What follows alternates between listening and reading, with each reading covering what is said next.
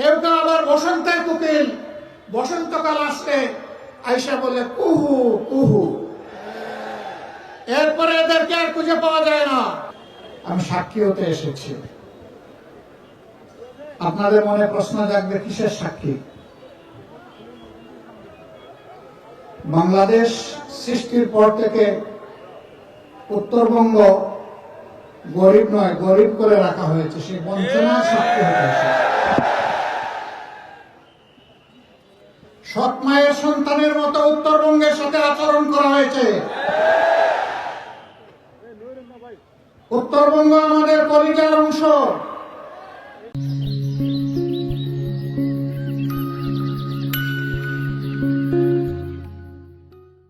এই উত্তরবঙ্গ বাংলাদেশকে খাদ্য এবং পুষ্টি সরবরাহ করে, আর সেই উত্তরবঙ্গকে পিছিয়ে রাখা হয়েছে ইচ্ছা করে।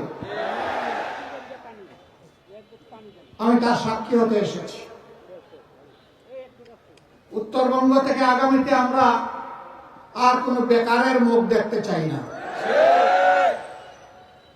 আমরা সকলের হাতে মর্যাদার কাজ তুলে দিতে চাই।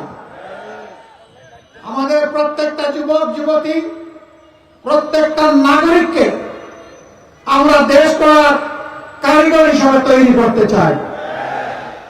গোটা উত্তরবঙ্গকে কৃষিভিত্তিক শিল্পের রাজধানী বানাতে চাই। বন্ধ চিনি কল খুলে দিতে চাই। শ্রমিকদেরকে কর্মক্ষেত্রে আমরা ফিরিয়ে নিতে চাই। ভাই, আমাদের কাছে কোনো কার্ড নাই। আপনারা সবাই ভাই বোনেরা আমাদের কার্ড। আপনাদের বুকে আমরা একটা ভালোবাসার কার্ড চাই। আপনাদের সমর্থন, দোয়া, ভালোবাসা দিয়ে আগামীতে বেকার এবং দায় দয়া মুক্ত একটা বাংলাদেশ আমরা করতে চাই।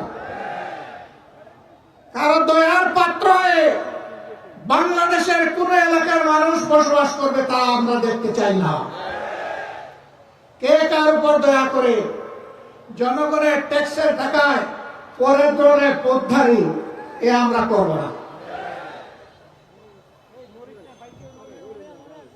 আমরা যুবকের হাত শক্তিশালী করব ইনশাআল্লাহ। আমরা যুবতীর হাতও শক্তিশালী করব ইনশাআল্লাহ। পরিবার যেমন নারী পুরুষের সমন্বয়ে গড়ে ওঠে, সমাজের সবচেয়ে ক্ষুদ্র এবং সমাজের ভিত্তি হিসেবে পরিবার যেমন গড়ে ওঠে, আমরা নারী পুরুষ মিলে বাংলাদেশকেও গড়ে তুলব ইনশাআল্লাহ। মানুষ আওয়াজ দেয় টেকনাফ থেকে তেতুলিয়া। ওই টেকনাফের উন্নয়ন জোয়ার আর আসতে পারে না তেতুলিয়া পর্যন্ত। আমরা এটা উল্টাই দেবো ইনশাআল্লাহ। বলবো তেতুলিয়া থেকে টেকনাফ। এতদিন টেকনাফ থেকে তেতুলিয়া হয়েছে, এখন ব্যালেন্স হওয়া দরকার। এখন হবে তেতুলিয়া থেকে টেকনাফ। আপনারা মন খারাপ করবেন না তো? আলহামদুলিল্লাহ। 4টা নদী, বিশাল নদী, আল্লাহর নিয়ামত। আল্লাহ তাআলা এই উত্তরবঙ্গকে দান করেছিলেন।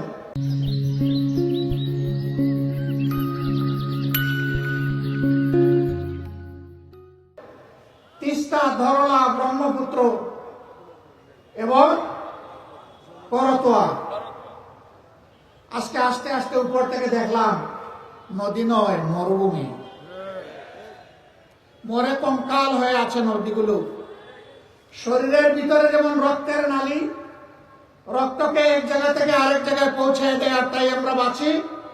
যদি ওই রক্তনালী বন্ধ হয়ে যায় তাহলে মানুষ মারা যায়। আজকে আমাদের আল্লাহর দান এই নিয়ামত, নদীগুলাকে খুন করা হয়েছে। এই দেশের কি কোনো মা বাবা ছিল না? তাহলে আমার নদী মরে গেল কেন?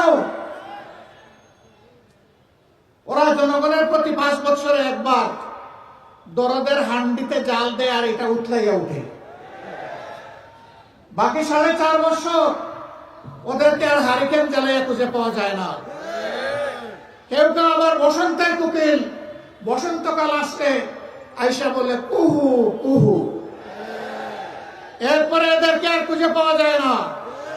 উড়ে আসে, জুড়ে বসে মানুষের সাথে, তৃণমূলের সাথে, গরিব দুঃখের সাথে এদের কোনো সম্পর্ক নাই। আমরা এই রাজনীতিকে ঘৃণা করি। আমরা ছিলাম, আমরা আছি, আমরা থাকবো ইনশাআল্লাহ। দেশবাসীকে ফেলে চরম দুঃখ বিপদের সময়ও কোথাও আমরা যাইনি। আগামীতে প্রিয় দেশবাসী, আপনাদেরকে ফেলে আমরা যাব না। জীবনে মরণে একসাথে লড়াই করবো ইনশাআল্লাহ। প্রিয় বাংলাদেশকে গর্বের বাংলাদেশ হিসাবে আমরা গড়ে তুলব। আপনারা দোয়া করবেন। আল্লাহ যদি আপনাদের মূল্যবান ভোটে, ভালোবাসায়, সমর্থনে 10 দলের এই সমন্বয়কে আপনারা পার্লামেন্টে পাঠান, যাতে সরকার গঠন করতে পারে। আমরা কথা দিচ্ছি, শুধু নদীর জীবন ফিরে আসবে না, মানুষেরও জীবন ইনশাআল্লাহ প্রাণ চঞ্চল হয়ে ফিরে আসবে। আমরা এই উত্তরবঙ্গের চেহারা মহান আল্লাহর উপর ভরসা করে বলতে চাই, বদলে দেওয়ার জন্য 5টি বছর যথেষ্ট হবে ইনশাআল্লাহ।